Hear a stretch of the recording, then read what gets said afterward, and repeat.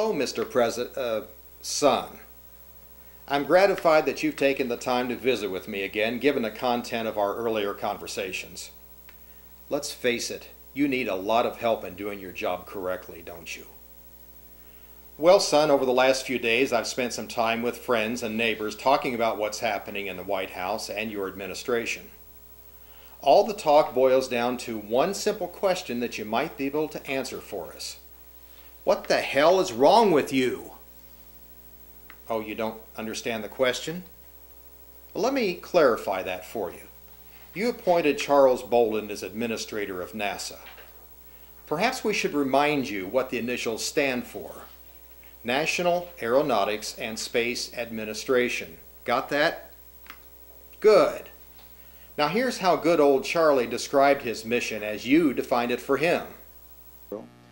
When I became the NASA administrator, or before I became the NASA administrator, he charged me with three things. One was he wanted me to help re-inspire children to want to get into science and math. He wanted me to expand our international relationships. And third, and perhaps foremost, he wanted me to find a way to reach out to the Muslim world and engage much more with dominantly Muslim nations to help them feel good about their historic contribution to science and engineering, science, math, and engineering. We're supposed to make Islamic countries feel good about themselves? Tell me, when you shut NASA down, who will have the responsibility then to keep their spirits up? I suppose you'll continue your apology tour telling these Islamic countries how bad we are. That'll make them feel better. Oh, and when Bolden's comments drew a lot of heat, your White House denied that he was directed to reach out to Islamic countries. Who's lying, son? Bolden or you? Okay, now let's turn to Arizona and your outstanding plan to address the border security issue here. You've decided that while 50% of illegal border crossings occur in the Tucson sector, and drug cartels continue their killing and kidnapping even in the United States, the best course of action in the interest of our country is to bring a lawsuit against Arizona for doing your job for you. Republican and Democrat lawmakers alike respond to your actions with stunned amazement. Tell me, do you read any newspapers in the White House? Do you watch any news programs? Do you have any advisors who hint that we might have a serious problem at the border? Is it possible that you could put down your golf clubs and basketball and pay attention for a change?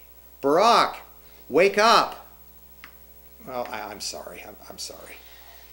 On top of all this, you dare call Senator Kyle a liar when he explained that you said you wanted comprehensive immigration reform before building the fence. Look in the mirror, son. The liar gazes upon you. I have to say, you've been stellar in the Gulf oil crisis.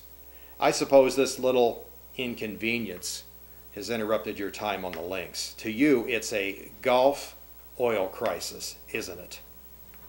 You've obstructed Governor Jindal in his plan to build barrier islands to reroute the oil flow away from the Louisiana coastline, and you've delayed help from foreign supertankers. The Taiwanese supertanker TMT has been waiting federal clearance since June 30th. This ship alone can skim up to 21 million gallons of oil a day. Why dither on such a critical issue? Oh wait, no, you did do something to ease the crisis. You changed the name of the supervising federal agency from Minerals Management Service to Bureau of Ocean Energy Management, Regulation, and Enforcement. Why do deck chairs on the Titanic come to mind?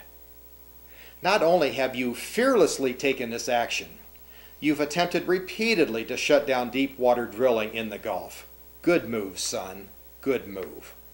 Let me tell you, if George Washington had had your military, your budget, your majority in Congress, all the media, the major universities, and all the leftist groups on his side, he would have defeated Generals Burgoyne, Howe, Gage, and Cornwallis over a 3-day weekend. Excuse me? Well, yes, you're right. He didn't have to work around the distractions of golf courses and basketball courts in those days. You have my sympathies.